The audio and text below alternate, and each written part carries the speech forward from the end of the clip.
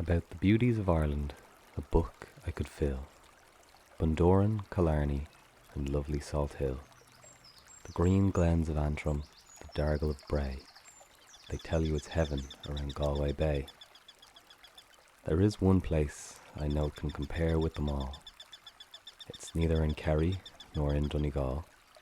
It's on the bank of the Dodder with its clear flowing rills around Bornabrina and the Glenasmole Hills. It's a historic place that is plain to be seen. It has relics of both Fionn McCool and Usheen. Dan Donnelly the boxer did his training there for his fight with George Cooper down in Kildare. To our capital city, just 8 miles away, it sends 4 million gallons of water each day. And Telefish Éireann, that gives us all thrills, has its mast on Capure in the Glenasmole Hills. Then Cornan the Piper, a man of renown, once lived in a place that's now called Piper's Town, and the stone which he sat on is there till this day.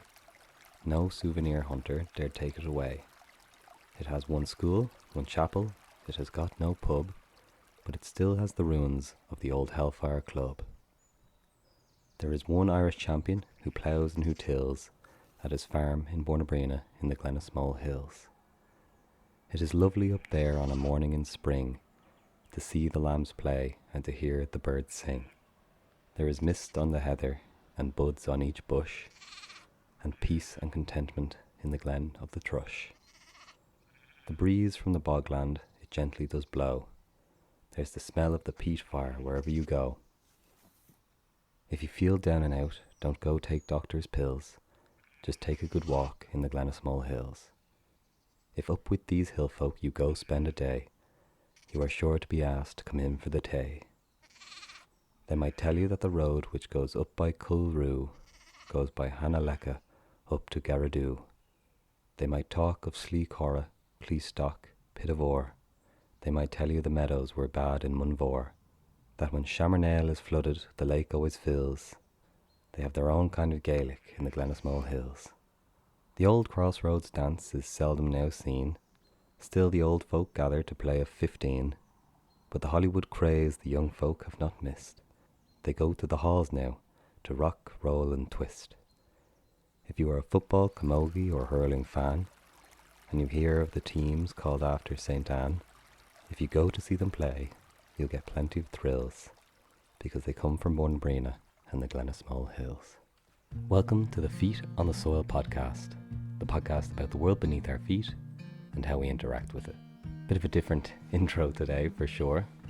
That was a little poem by John Lee about the Glenasmole Hills.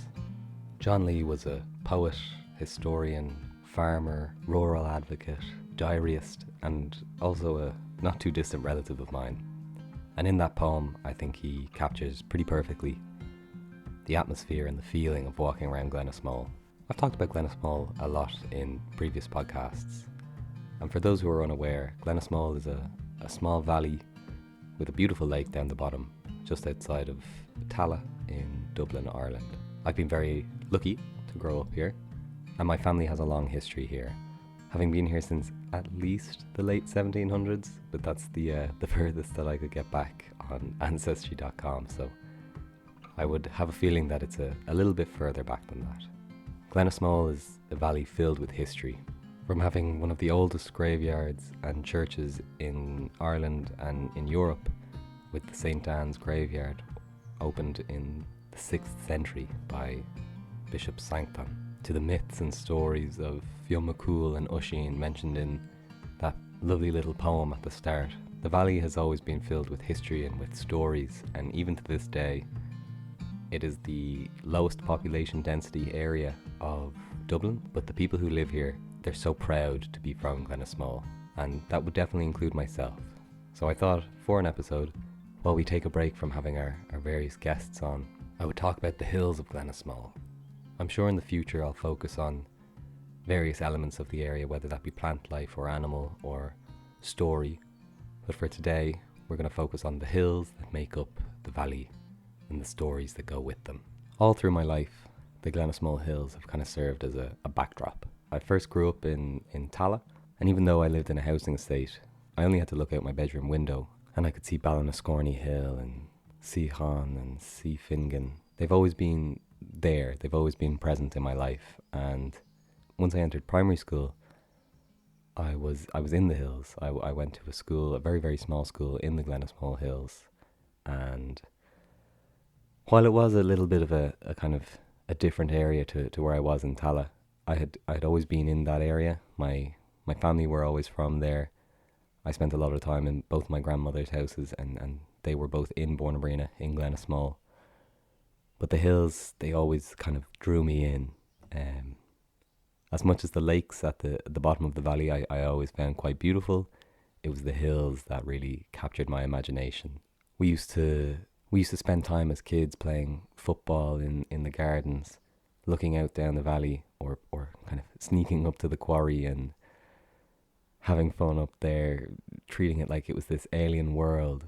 We would adventure down through the gullies of Glenasmole down to the lakes, and these were just memories that I hold really close. And as I grew older, I began to refine this interest. It wasn't just the beauty that I loved from afar. I began to learn about the plants, the history, both kind of modern and, I suppose, folkloric. When I went to school, the crest of my school was Usheen from Tirnanog on his horseback, and we had this beautiful mural out the back of the school depicting the story.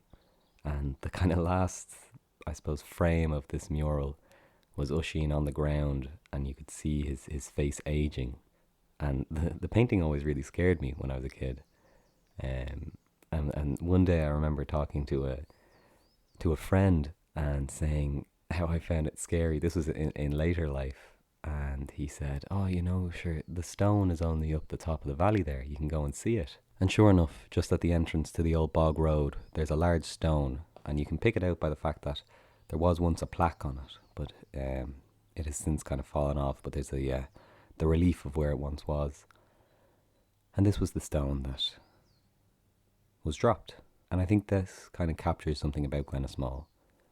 This fairy tale or folklore tale or story that I kind of had a fear of growing up, but also a fascination with. It's kind of brought to life in the valley. There's not a hard wall between what is real and what is story when you're in Glenasmole.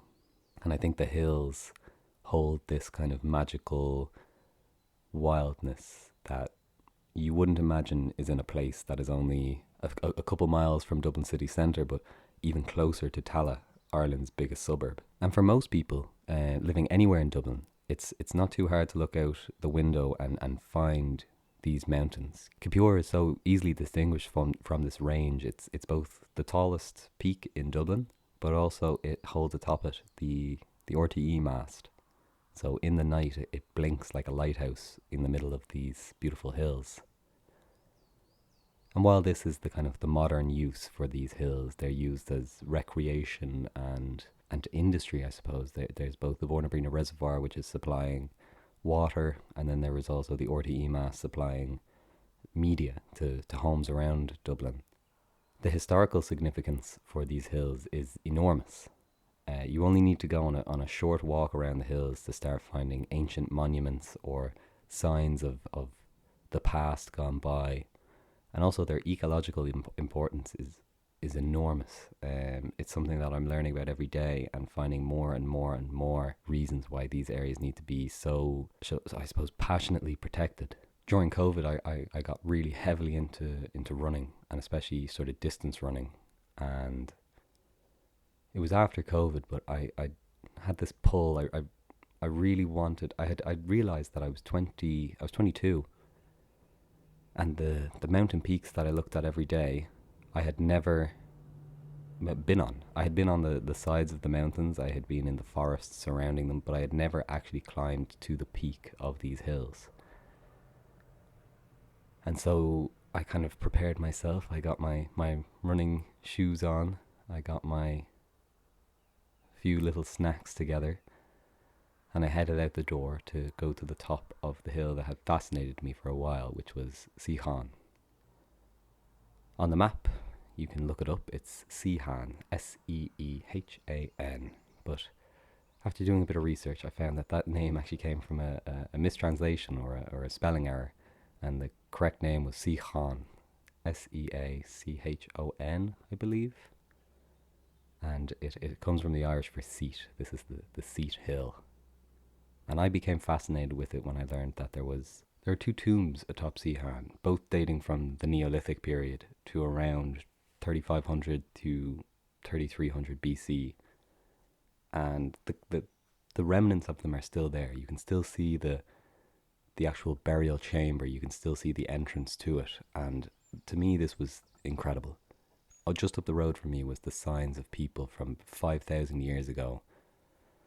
You know, really, I suppose, engaging with these hills. When I think of what those hills must have been at that time, they would have been treacherous, filled with creatures that they didn't know about.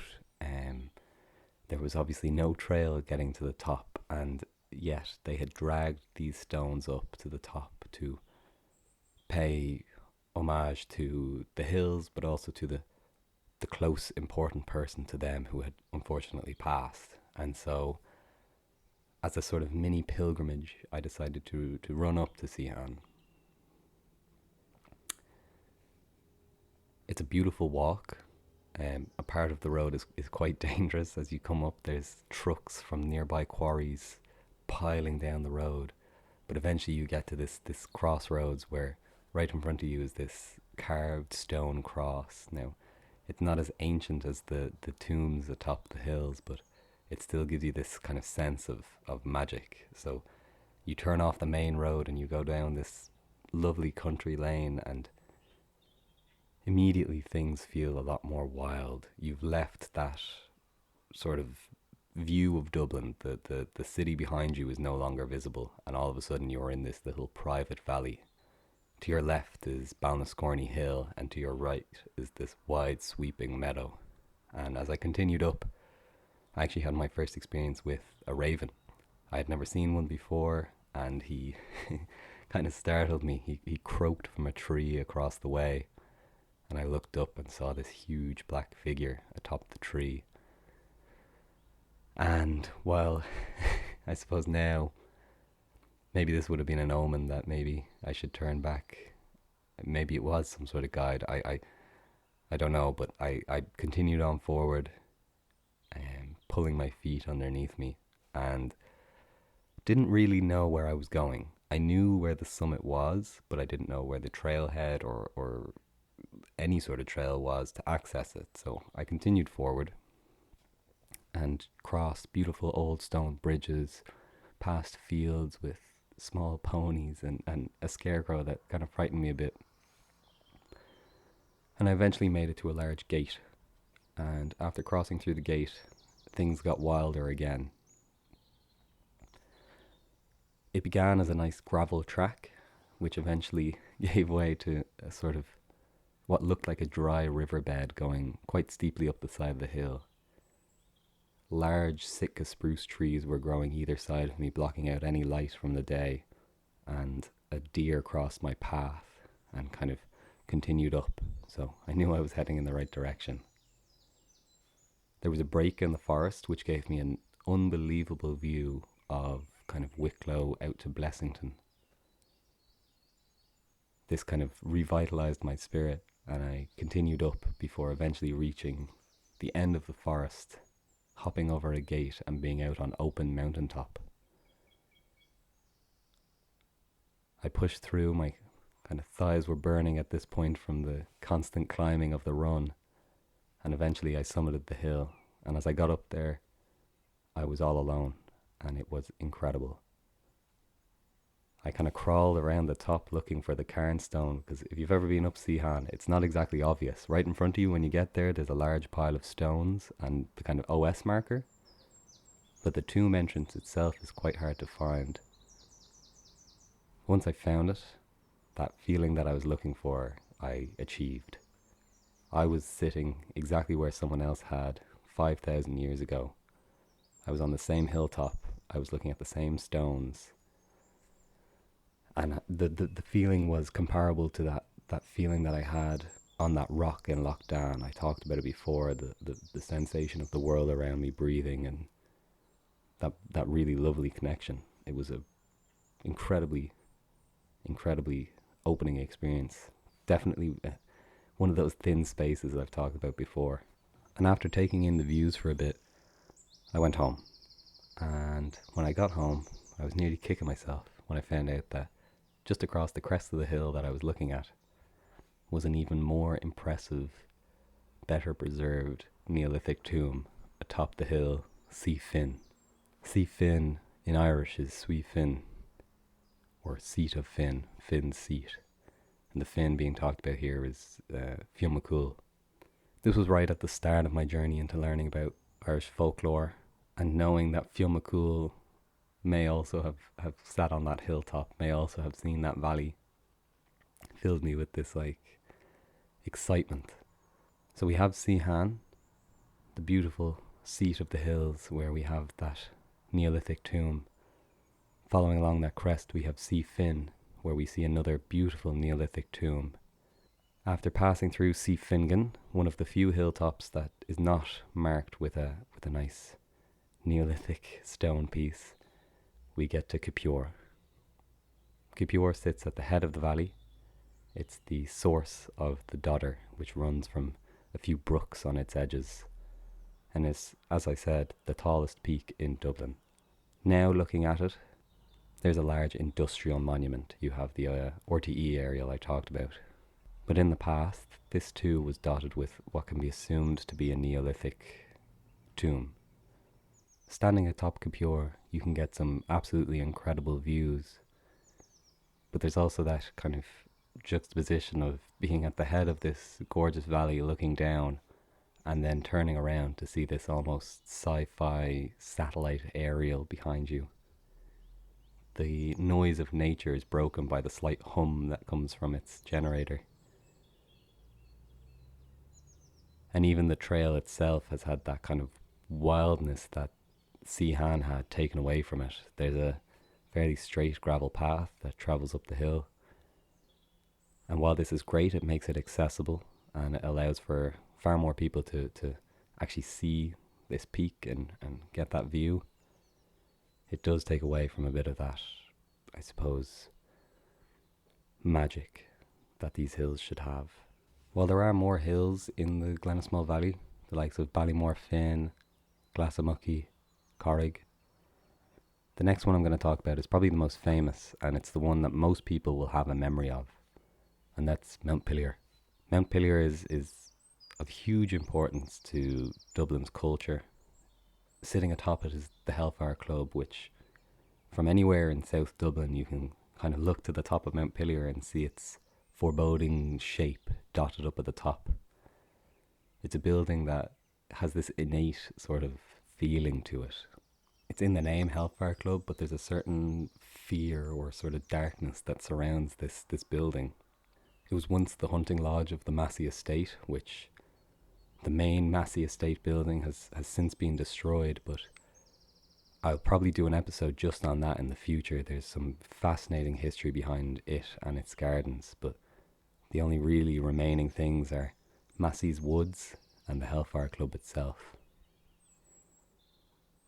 We now know, after some excavation work that's been done in the last few years, that the Hellfire Club was actually built upon an ancient tomb. Now, I don't know if this is the same thing as things being built on graveyards, but the Hellfire Club has its myths. It's said that a group of men were playing a card game after a day of hunting, and the rain was piling against the sides of the building, pounding on the roof, and all of a sudden there was a knock at the door. A man got up, went to the door, and there was a kind of a traveller who had been walking through the rain all day, and they brought him in to join their game of poker. And when he sat down, I suppose he kind of conned them. He told them that he had never played it before, and once the cards started hitting his hand, he was a lot better than he let on. One man dropped his cards, either by mistake or on purpose to try and get out of the game. And when he bent down to pick up his card, he saw that the legs of the traveller were not that of a human. he had 2 goat legs, and that this man that they had let into the house was actually the devil. Upon a bit of confrontation, the devil burnt down the house, and the ruin stands to this day. This could be the story that goes along with, bad omens coming to this building. The fact that it was built upon an ancient tomb using stones that were kind of ripped out of the tomb. I would imagine that the building is not exactly filled with good luck. But Montpelier itself, even now, is a really beautiful place. Massey Woods holds some of the only ancient woodland in Dublin. And as far as habitat goes, it's habitat for red squirrels and pine martens and deer species, and it's a gorgeous place just for a walk as well. Again, it's being threatened now at the moment with the creation of the Dublin Mountain Visitor Centre. That's something I'm definitely going to be doing an episode on in the future. It's something that I am very disagreed to, but we'll get to that another time. But Montpelier itself is one of these perfect examples of heritage, ecology, and folklore all coming together to create such a beautiful, beautiful area. And so these are the Hills of Glenasmole. As I said, there's more that I didn't really cover, but for me, the ones that have impacted my life the most, Seahan, Seafingen, Kipior, and Montpelier. These are more than hills to me. They're safe havens for biodiversity, something that I care so much about. They're holders of stories. I've listened to Monk and Magan talk about how in all cultures, but for me personally, the Irish culture, landscape holds stories. When I go up onto Seahan, I don't need to hear the stories of how that tomb got there or the culture that led to it.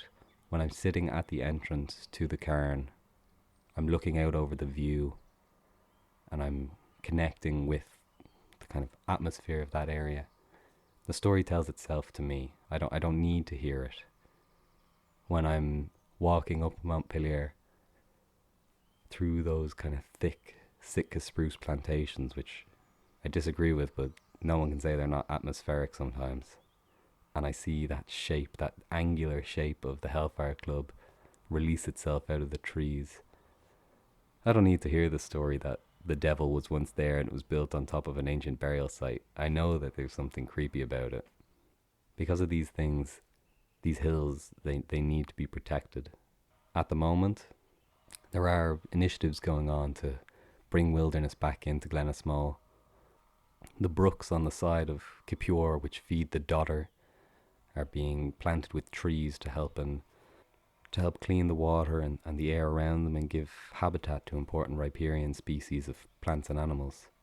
The peatlands are being re-wetted, and in general it does look like the future is positive for these hills.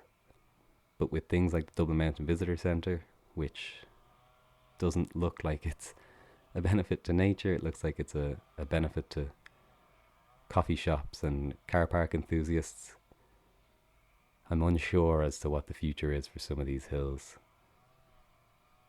I hope that listening to this, you've gained a bit of an appreciation for these hills and do a bit of research into them. Maybe if you're local enough, go out for a walk in them. They're beautiful places to be on a sunny day, but even on a grey autumn day, there's something about them that's just so magical. So I'd recommend to anybody who can get out there, please do. And we started this podcast with a little poem by John Lee, so I think we might as well finish with one. So this is Glenasmole by John Lee. In dear old Ireland there is a valley, away up in the Dublin hills, and as for beauty, none can compare with its heather-clad mountains and flowing rills. And in the evening, when work is over, how pleasant 'tis to take a stroll, and bathe your eyes on the lovely scenes that surround the valley of Glenasmole. How nice it is on a summer evening to stand upon Kyle na Brone. You can see the sheep feeding on the hillsides from Corra to Spinkeen Stone. The river Dodder flows there beneath you. No scenes are fairer, I am sure, and to your left is the Seahan Mountain, the lofty Corrig and fair Kipior. The mountain streams they do gently murmur, the Dodder lakes there in peace do lie, with thrushes singing and the vale is ringing. the trout is rising to catch the fly. Old Mother Nature did cloth this valley in robes more fair than any queen, with one rich mantle of green and purple, from Brocky Roy to Corrigeen. There is an air of peace in this humble valley. You will not match it wherever you go. I am most certain it can compare with green Killarney or fair Dunglow. Its people too, they are kind and cheerful. They work with zeal to achieve their goal. You may sing the praises of far-off places. My choice will ever be Glenasmole. Thank you for listening, and get outside today.